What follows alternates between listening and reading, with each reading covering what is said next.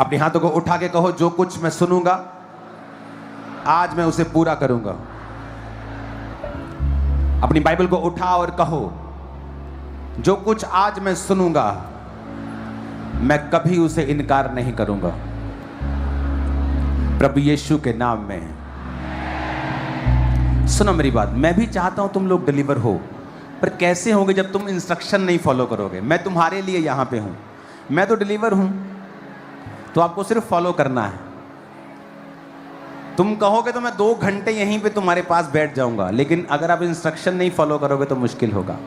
अपने पड़ोसी को बोलो, बोलो ध्यान से सुन।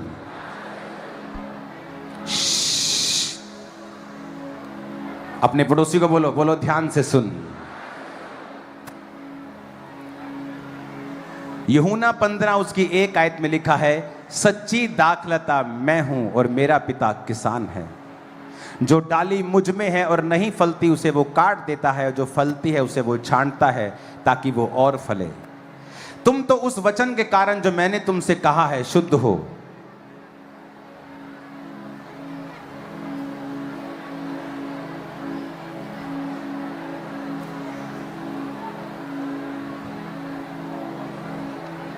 चार आयत में लिखा है, तुम मुझ में बने रहो और मैं तुम में। यदि डाली दाखलता में बनी ना रहे तो अपने आप से नहीं फल सकती, वैसे यदि तुम मुझ में बने ना रहो तो नहीं फल सकते। सिंपल वचन कहा है परमेश्वर ने। कहता मेरा पिता किसान है, मैं क्या हूं? क्या हूं? अंगूरों की बेल हूं। क्या हूं? कौन है अंगूरों की बेल? यीशु। पिता क्या है? किसान यानी मालिक। अंगूरों की बेल कौन है? यीशु। यीशु ने कहा मैं अंगूरों की, मेरा पिता, यदि कोई डाली मुझ में रहे तो फल लेके आएगी। अगर तुम मुझ में बने रहो तो क्या होगा? तो तुम यीशु में कैसे बने रहोगे?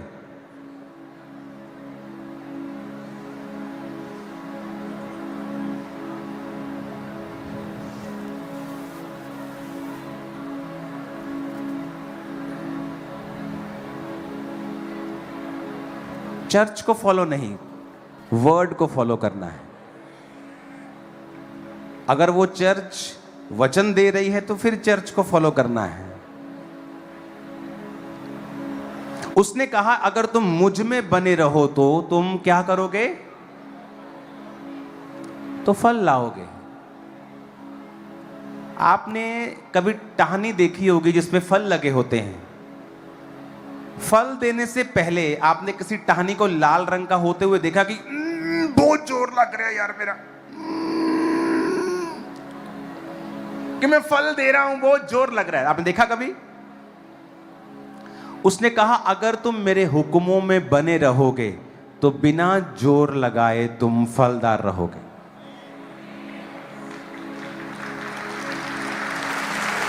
आदमी अगर काम तुझे नहीं करना आता तो यहां से निकल जा, बाहर चला जा यहां से। अगर तेरे को बिठाना तक नहीं आता लोगों को,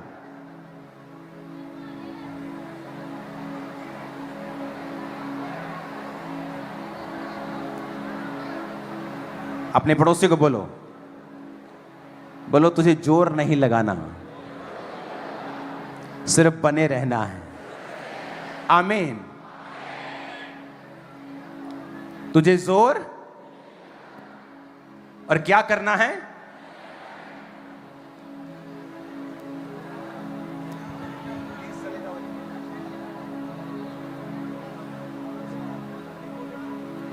ओके। अपने पड़ोसी को बोलो क्या करना है? बने रहना है। फिर जोर लगाने की जरूरत। अब जोर लगाते हैं, आपको मालूम क्या जोर लगा हुआ है? कि मैं फाइनेंशियली किसी तरह से सेट हो जाऊं, किसी तरह से मेरा बच्चा सेट हो जाए, किसी तरह से मैं इस बीमारी से बाहर आ जाऊं, कोई तो कुछ तो करके। परमेश्वर ने कहा यदि तुम मुझ में बने नहीं रहोगे तो फल नहीं ला सकते हो। आदमी को डिजाइन किया गया था कि वो परमेश्वर के साथ जुड़ा रहेगा और वो फल लाएगा। आदमी ने क्या सोचा कि मुझे परमेश्वर की जरूरत नहीं है, मैं अपने स्किल से, अपनी पढ़ाई से फल ला सकता हूं, और वो फ्रस्ट्रेट होता गया। इसीलिए आज लाखों फॉलोअर्स होने के बावजूद भी लोग सुसाइड कर लेते हैं। ओ मुझे एमएलए बनना है, मेरा ड्रीम है ये। मैंने बड़े बड़े पॉलिटिशियंस के बच्चों को सुसाइड करते हुए देखा है। अगर पोजीशंस, पैसा आपको सुख दे सकते, फल दे सकते, तो वो सुसाइड नहीं करते। फिर जो आपका ड्रीम था लोगों का, वो पा चुके थे, फिर भी सुसाइड कर ली। परमेश्वर ने कहा अगर तुम मुझ में बने ना रहो तो फल। 5 में लिखा तुम दाखलता हो, मैं दाखलता हूं, तुम डालियां हो। जो मुझ में बना रहता है वो बहुत फल फलता है, क्योंकि मुझसे अलग होकर तुम कुछ नहीं कर सकते हो।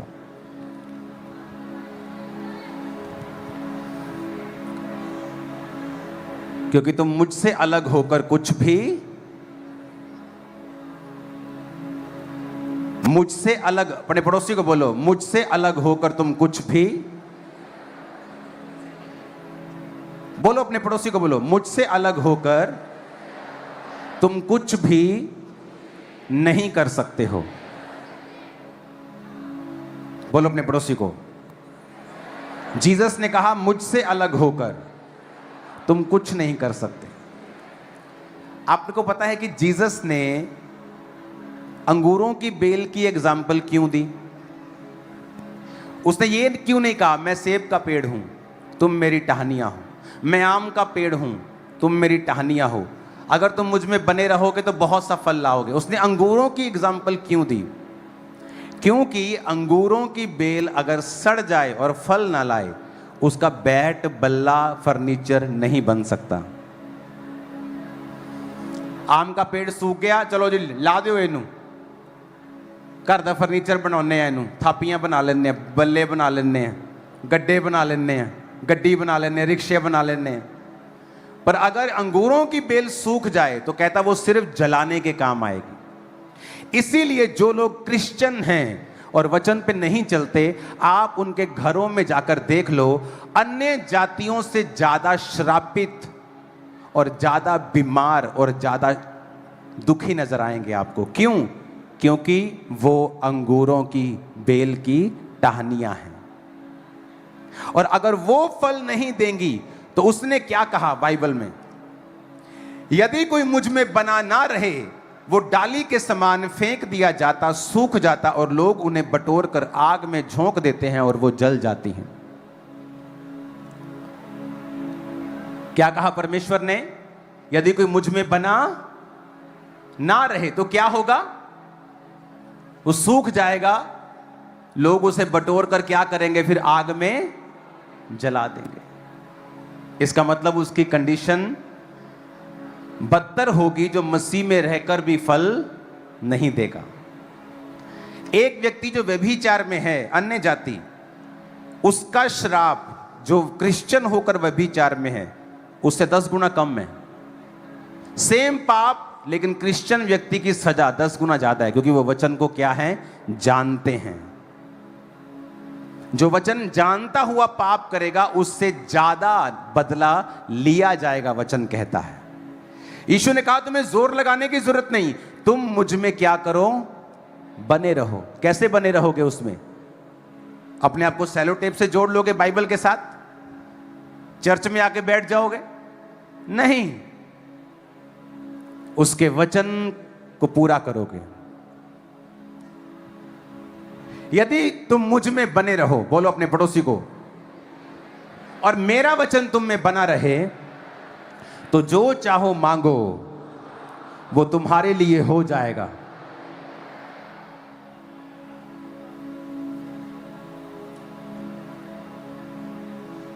क्या लिखा? अपने पड़ोसी को बोलो कि जो कुछ तुम चाहोगे, अगर तुम वचन में बने रहोगे तो वो हो जाएगा। तो क्या होगा वो? अगर तुम वचन में, वचन मुश्किल है क्या? कोई मुश्किल नहीं है। मुश्किल बोलो नहीं है। आप अपने बच्चे के लिए ऐसे लॉ बना सकते हो जिसको पूरा करते मर जाए वो, जिससे उसका नुकसान हो, उसकी लाइफ बोरिंग हो जाए? पहले लगता अच्छा मैं व्यभिचार छोड़ दूंगा तो बोरिंग नहीं हो जाएगा, मैं नशा छोड़ दूंगा तो बोरिंग नहीं हो जाएगा। अब बताओ, धक्के खाते हुए बस से आप आए हो वो बोरिंग है कि स्कॉर्पियो गाड़ी में आए वो बोरिंग है? बोलो, आप बताओ, आप बताओ क्या बोरिंग है? अरे वो बोरिंग है क्योंकि वो शैतान ने दिया है। या तो 2 मिनट का मजा पहले ले लो और 100 साल की सजा बाद में ले लो, या 2 मिनट का डिसिप्लिन पहले कर लो और बाद में अपनी लाइफ को एंजॉय कर लो। समझ आ रही मेरी बात? मैंने सिगरेट्स पी हैं, तंबाकू खाए हैं, शराब, सब नशा किया, मेडिकल नशा किया। वो तलब लगती थी 2 मिनट, सिगरेट पी 5 मिनट, नशा हुआ खत्म। बाद में तो नशा होना भी बंद हो जाता है, फिर आदमी भर भर के पीना शुरू करता है उसको। या तो वो कर लो और या फिर कंट्रोल करके वचन में बने रहो और प्रभु को फल लाने का मौका दो। आपकी मोहल्ले का सबसे स्ट्रांग आदमी आपको एक दिन स्ट्रांग समझेगा जब आप ये बात फॉलो करेंगे। मैं आपको प्रोफेटिकली बता रहा हूं, मैं ये आपको प्रोफेटिकली बता रहा हूं। ओके, मैं ये आपको प्रोफेटिकली बता रहा हूं कि अगर आप ये करेंगे, देखो टीम कितनी नालायक है, उनसे ये 10 लोग नहीं बैठे, कितनी नालायक है यहां की टीम। सो सॉरी टू से, पर आप इतने नालायक हैं, रियली फुल नालायक हैं आप लोग, सब टीम नालायक है। मैं आपको बता रहा हूं, ये चर्च सिर्फ पवित्र आत्मा चला रहा है। मैं आपको बता रहा हूं, आप उनको उठा सकते थे, कहीं अच्छी जगह बिठा सकते थे, आपको क्राउड ज्यादा है, आप उन्हें पुलपिट पे लेके जा सकते थे, इधर लेके आ सकते, उधर खाली है, बट यू आर सो डम एंड नालायक। मैं सो सॉरी, मैं ये मुझे कहना पड़ रहा है क्योंकि आप इशारा भी नहीं समझ पा रहे हैं।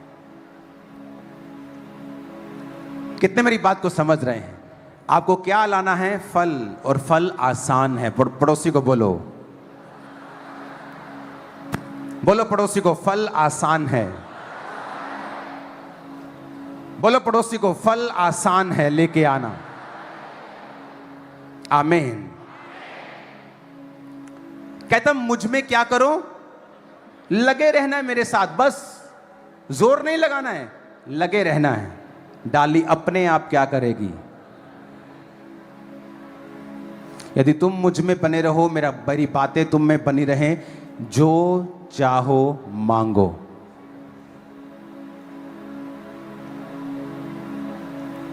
क्या करो? क्या मांगो?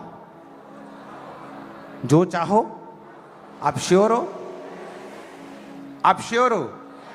वचन में लिखा है ऐसा? 7 आयत में लिखा है क्या ऐसा? यदि तुम मुझ में बने रहो,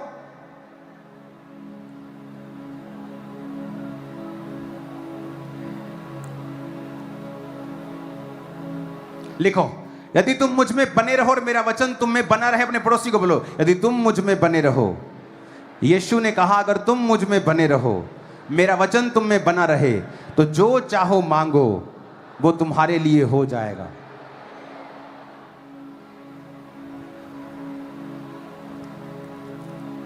क्या मांगना है?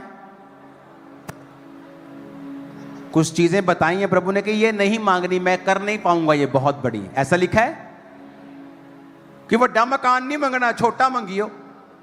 गड्डी छोटी लेनी, वड्डी नहीं लेनी। कहा प्रभु ने कि मैं नहीं, तेरे को बेबी नहीं दे सकता हूं, हाँ अडॉप्शन करने में तेरी मदद करूंगा। ऐसा लिखा? नहीं, मैं तेरी फैमिली को बचा नहीं सकता हूं, तू बच जा बस। ऐसा लिखा? कहता अगर तुम मुझ में हो, मेरा वचन तुम में है, आस्क एनीथिंग।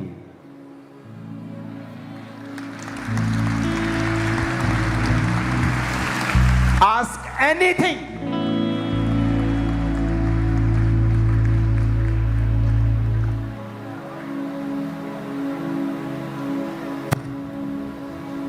जब मैं खाम्बरा में आया,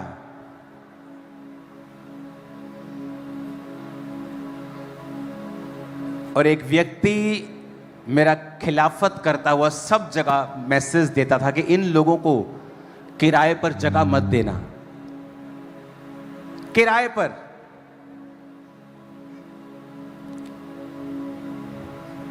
पिछले साल वो अपनी जगह मुझे बेच के गया है।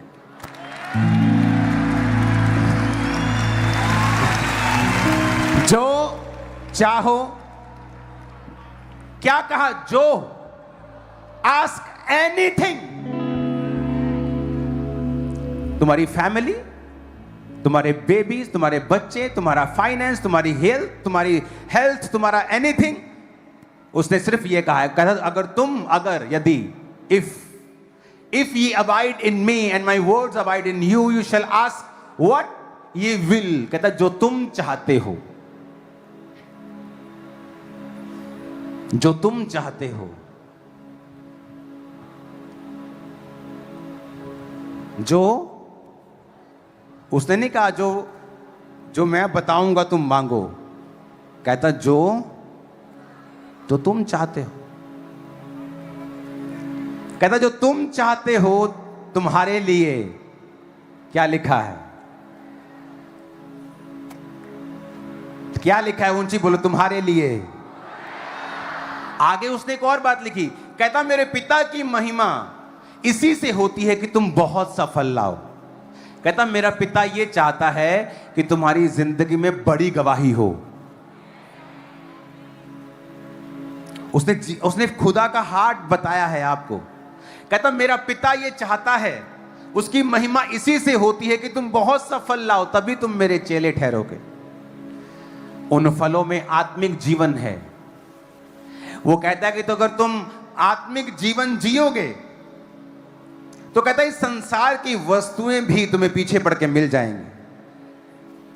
10 आयत पढ़ेंगे, यदि तुम मेरी आज्ञाओं को मानोगे, बोलो अपने पड़ोसी को, बोलो इफ, यदि, बोलो अपने पड़ोसी नु जे तू ओदियां आज्ञावां नु मन्नेगा, यदि तुम मेरी आज्ञाओं को मानोगे और मेरे प्रेम में बने रहोगे, जैसा कि मैंने अपने पिता की आज्ञाओं को माना है और उसके प्रेम में बना रहता हूं। अब बड़े ध्यान से समझना इस आयत को, 11 आयत को। कहता मैंने ये बातें तुमसे इसलिए कही हैं कि मेरा आनंद तुम में बना रहे। और आगे पता क्या लिखा है, और तुम्हारा आनंद पूरा हो जाए। कहता मैं ये गल्लां तानू इसलिए कहियां कि मैं तुहाडे तो खुश रवां ते तुसीं भी की रवो। जब 13 साल बाद बेबी होता है तो आनंद क्या होता है, पूरा। जब घर में ब्रेक थ्रू आता है, जब वो मेरा भाई, जब 50 लोग कलीसिया के चर्च में आते थे तो जब कलीसिया जाती थी तो जिस रास्ते से, जिस पौड़ी से वो उतर के जाती थी, वहां लिख देता था मेरे वाला धर्म किसी की बुराई नहीं करता।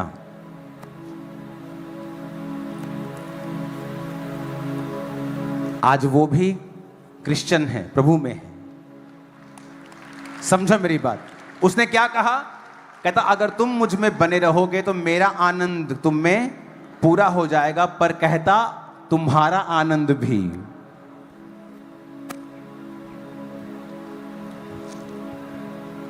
अपने पड़ोसी को बोलो ये एक तरफा प्यार नहीं है। फिर से बोलो अपने पड़ोसी को,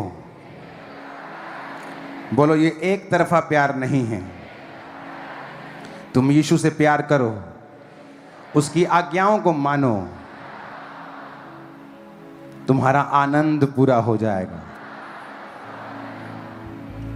आमीन।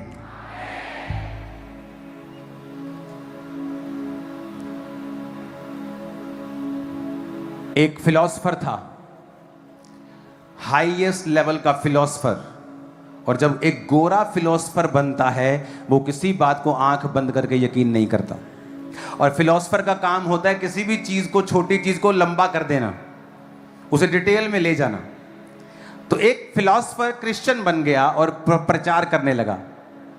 अब वो कहता मैं खुद फिलॉसफर था, प्रचार करता था, लेकिन खुद हीलिंग के ऊपर मुझे यकीन नहीं था। और एक दिन मैं खुद बीमार हो गया, और जब मैंने वचन को पढ़ा तो परमेश्वर ने कहा मैं तेरा हीलर हूं।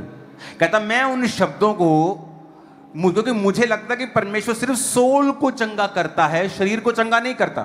कहता नीति वचन जब मैंने पढ़ा तो वहां लिखा था कि परमेश्वर हेल्थ देता है, जो कि बॉडी के साथ संबंधित वचन है। कहता है इसके लिए तो मुझे किसी डॉक्टर के पास या किसी क्रिश्चियन, डीप क्रिश्चियन के पास जाना पड़ेगा। और जब वो गया तो उसने कहा कि हाँ, जो वर्ड बाइबल में लिखा है ये फिजिकल हीलिंग के बारे में लिखा है, नीति वचन का।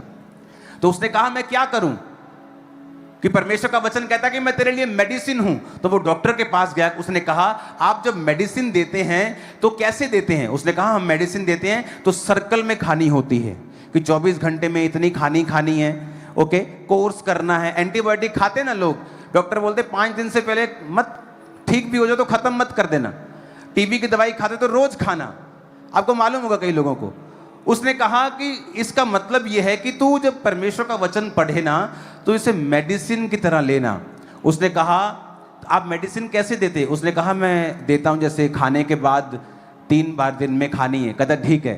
घर गया, वचन खोला, कहता रोज 3 बार मैं वचन पढ़ने लगा हीलिंग का। और वो बीमारी जो डॉक्टर हाथ खड़े कर चुके थे, उसकी जिंदगी में कुछ ही दिनों में, हफ्तों में, 1 महीने के अंदर अंदर खत्म हो चुकी थी। अब उसका आनंद भी पूरा हुआ कि वो अपने बच्चों को हील करना चाहता है, और नीचे वाले का आनंद भी पूरा हुआ चंगाई को प्राप्त करके। आप मेरी बात समझे कि नहीं?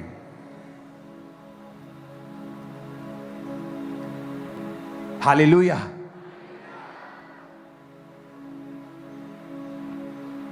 उसने वचन को मेडिसिन की तरह लिया। 3 बार मेडिसिन खाता ना आदमी, जैसे ही खाना खाया बाइबल खोल लेता था और हीलिंग वचनों को पढ़ता था।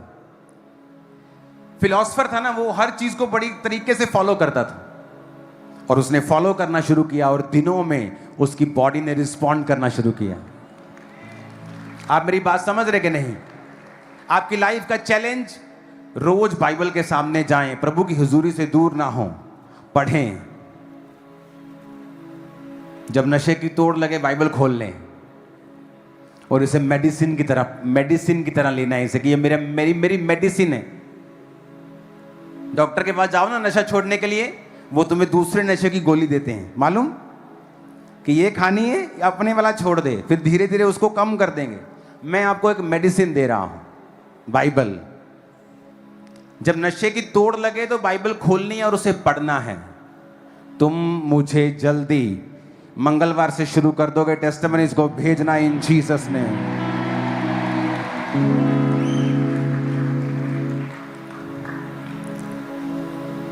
आमीन ऊंचे वाला चाहिए चर्च।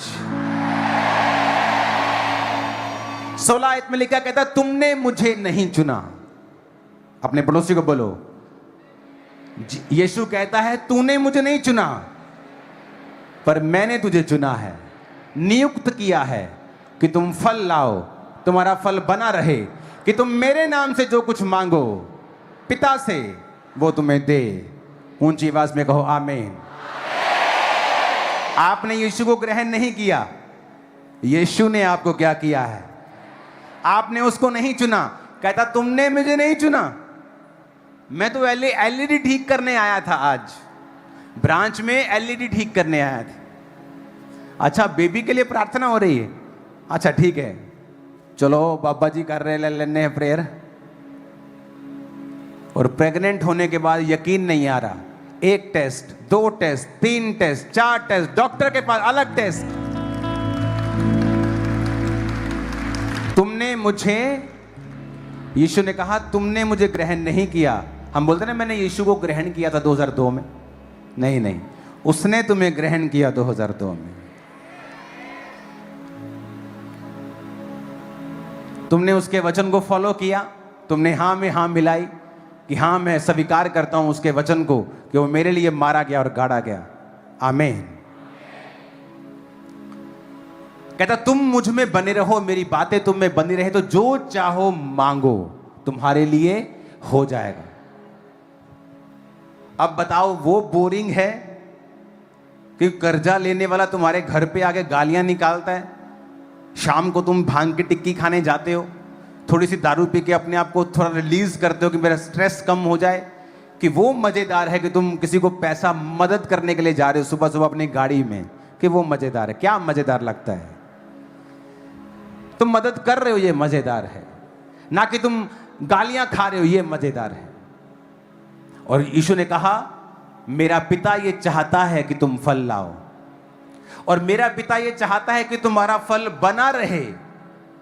तुम फल लाओ, बहुत सा फल लाओ, तुम्हारा फल बना रहे। मेरा पिता ये चाहता है, कहता है उसकी महिमा इसी से होती है।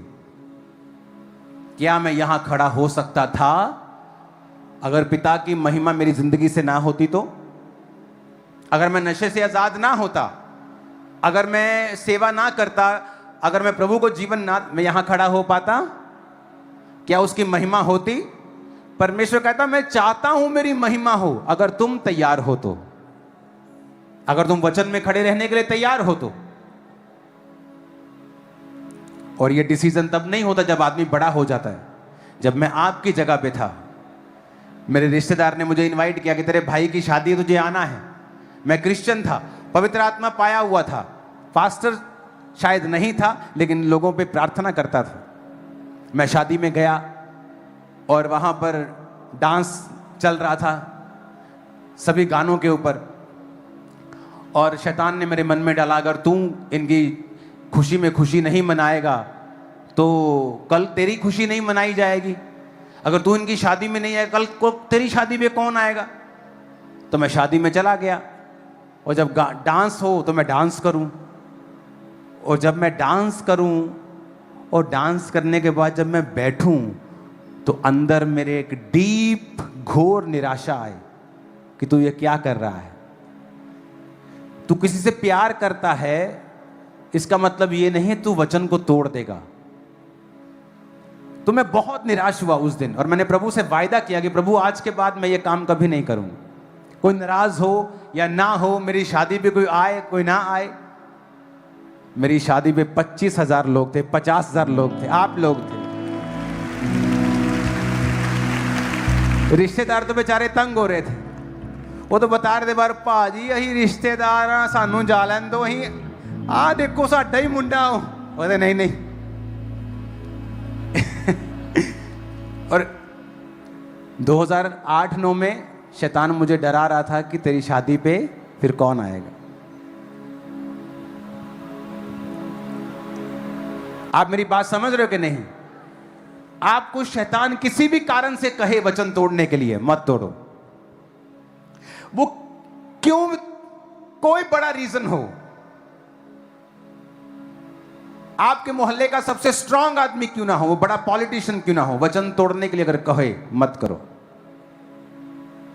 क्योंकि फ्यूचर में परमेश्वर आपको कुछ बहुत बड़ा देना चाहता है।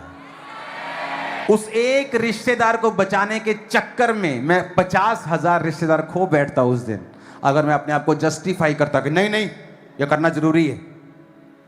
ऐसे कैसे कोई दुनियादारी थोड़ी छड़ देनी है, आप लोग थोड़ी छड़ देने, रिश्तेदार थोड़ी छड़ देने। आप एक्सक्यूज देता तो यहां ना होता। और ये कहता मेरे लिए नहीं है, कहता पिता चाहता है, उसकी महिमा ही इसी से होती है कि तुम बहुत सा फल लाओ, बहुत सा। तुम्हारी जीवन में गवाही थोड़ी छोटी मोटी नहीं होनी चाहिए, कहता बहुत सी होनी चाहिए। पढ़ लो, आप पढ़ लो, 8 आयत में यही लिखा है। कहता मेरी पिता की महिमा इसी से होती है कि तुम बहुत सा फल लाओ, तभी कहता तुम मेरे चेले ठहरोगे। आज से लेहन के बाद वापिस जाना, उस नशे से नफरत करना, उसको फेंकना पांव की जूती के नीचे, क्योंकि वो आपका एनिमी है और वो आपकी ग्रोथ को रोक रहा है, आपको रियल यू होने से रोक रहा है। जो रियलिटी परमेश्वर देखता है अपनी आंखों से, जब तुम्हें देखता है तो किस लेवल से देखता है, वो उसे वो हिंडर कर रहा है। वो एक दिन तलब हो सकती है शैतान लेके आए दोबारा, लेकिन तुम उससे आजाद हो चुके हो। आमीन बोल के जाओ, तुम फ्री हो चुके हो। आमीन, ऊंचाई आशीष हमारी है।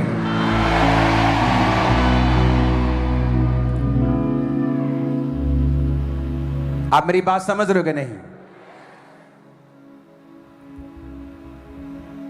तुम हैरान होंगे, तुम्हें वो गुटखा बहुत कड़वा लगने वाला है, तुम्हें वो सिगरेट बहुत कड़वी लगने वाली है, वो शराब तुम्हें पचेगी नहीं।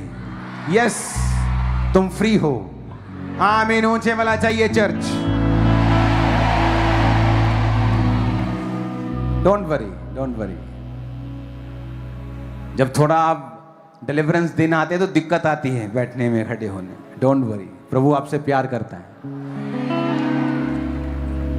और मैं आपके साथ हूं, परमेश्वर आपके साथ है।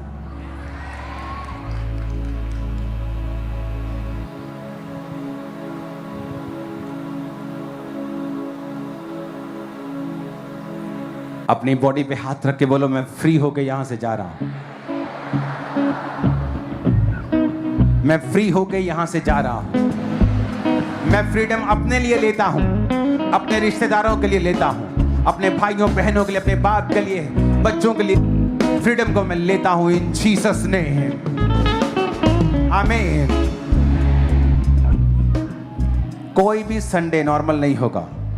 एवरी संडे परमेश्वर ने मुझे कहा है, एवरी संडे लोगों को मैं आगे बुलाकर उन्हें डिलीवर करूंगा और महान गवाहियां पैदा होने वाली।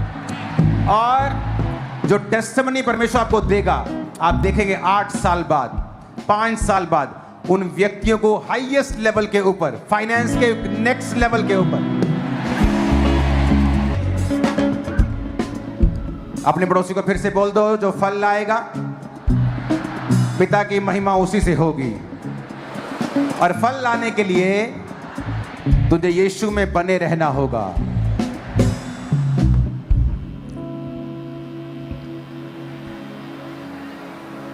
और फल कैसे लाना है? यीशु में बने कैसे रहना है? उसके वचन में चलकर, वचन में चल के बने रहना है।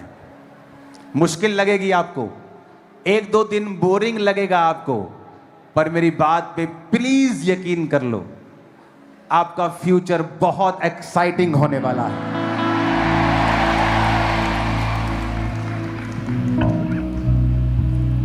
आज रात को यहां 12 बजे से लेके कल सोमवार 12 बजे तक, ओके, कोई टीम मेंबर वापस ना जाए, आपके पास रेस्ट होगी नाइट मीटिंग के बाद 2 घंटे 3 घंटे।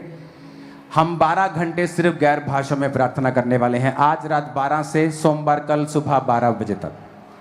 12 घंटे गैर भाषा में परमेश्वर ने मुझे बात करने के लिए बोला है। तो जितने लोग रुक सकते हैं, नाइट मीटिंग के बाद अभी 12 बजे प्रेयर शुरू होगी। 12 से 12 सिर्फ हम गैर भाषा में प्रेयर करेंगे और प्रभु अपना मकसद पूरा करेगा, जो भी करना है उससे। ओके, आप मेरे वचन समझ गए आज के नहीं? उसने कहा टहनी को फिर जोर लगाने की जरूरत नहीं पड़ेगी। बिजनेस के लिए, हीलिंग के लिए, फाइनेंस के लिए, शादी के लिए, कहते तुम अपने आप फल लाओगे अगर तुम मुझ में बने रहोगे। सब जन खड़े हो जाओ और ये